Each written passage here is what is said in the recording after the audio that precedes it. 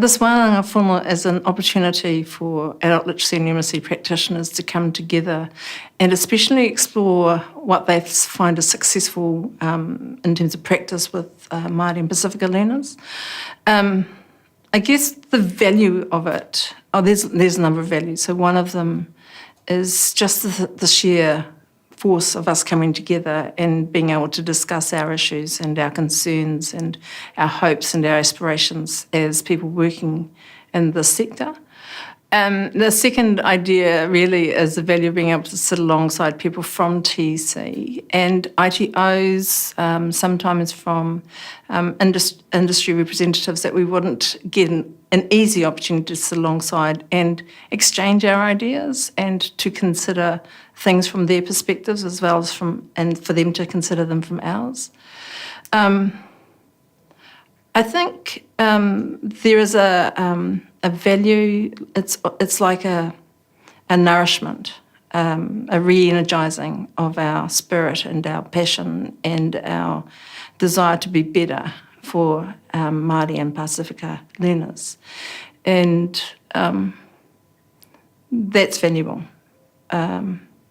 It's valuable to be able to pursue betterness in ourselves and hopefully to create better benefit for those people that we work with. I mean, the question is there light at the end of the tunnel? It actually is a huge tunnel.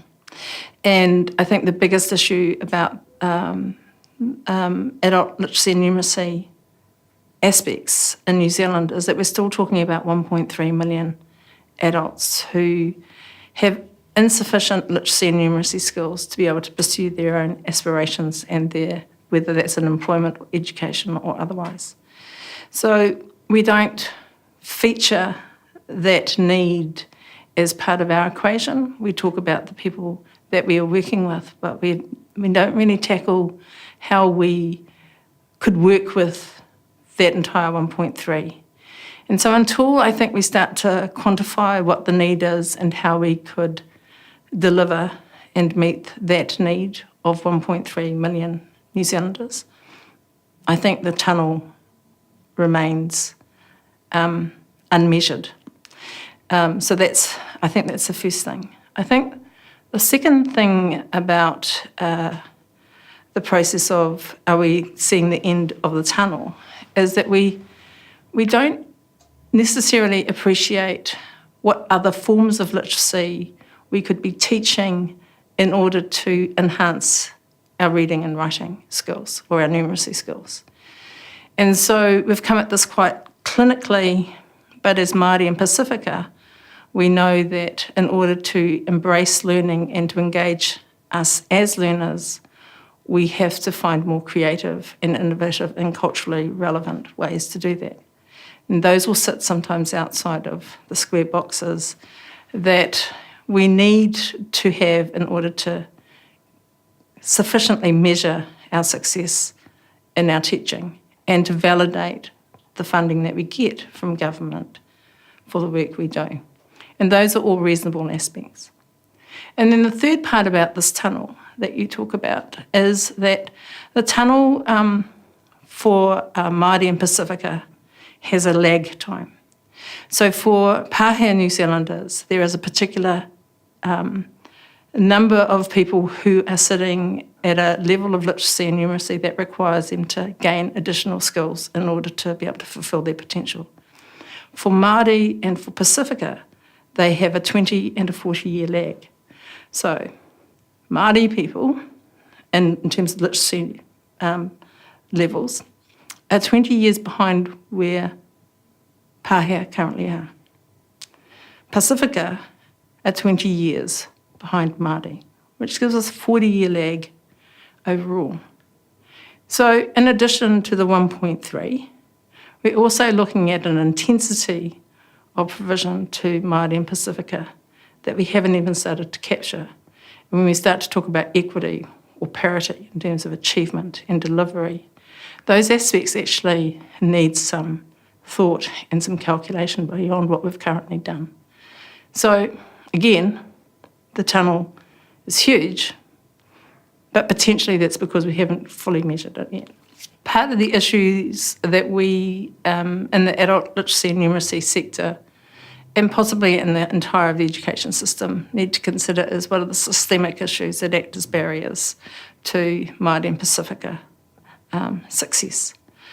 And we think about that all the time. And I think that government officials and ministers and everybody thinks about that. How do we address that? And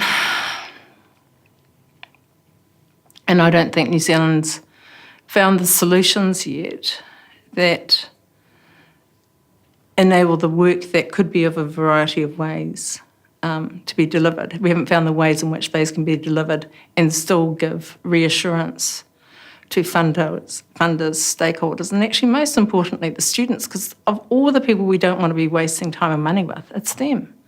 The last thing people deserve, or should I say people don't deserve, having gone through a schooling system of 10 years, compulsory schooling, to then have to take a lot of time out of their lives to gain those skills. That component is a human rights aspect. The component of not being able to access that 10 free years of schooling and education to a level that enables you to step out and step further is something that I think we forget about.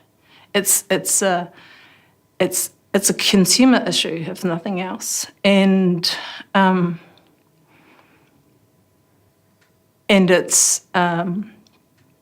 it's limited by our ability to find the ways in which we can have faith in how we deliver programs that will be successful in ways that are successful for learners rather than ways that are easily accountable to the funder.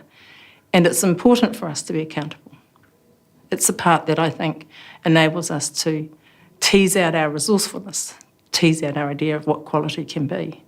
It enables us to be more responsive to learners as well. So accountability is positive an aspect of what we do as our teaching and everything else. But in that process, we need to remember that first and foremost, New Zealand government or practitioners are accountable to the learners who didn't get that first 10 years in schooling at school. And every time every learner gains success, that's one less person. So, of course, but the question is really, how long is it going to take us? And what is the system that actually shortcuts what seems to be a very long process? See, in the organisation I work for, we have this absolute mission of wanting everybody, every New Zealander, to be critically literate. But if we operated about 10,000 students a year, it would still take 186 years. That is ridiculous. So you don't want that system of teaching to be the only way that you can get teaching. We want to be like a smorgasbord. We want to be enabling teaching and learning to grow people's literacy and numeracy skills in a range of ways, whether it's through a provider, whether it's through a service across the counter at a government agency, whether it's over TV, whether it's by radio, whether it's online.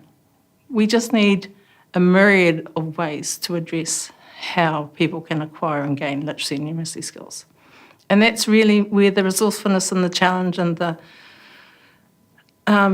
excitement, I guess, comes from what could be next. Technology, in my opinion, provides New Zealand with some new opportunities that we're not even really clearly thinking sufficiently about. But we will.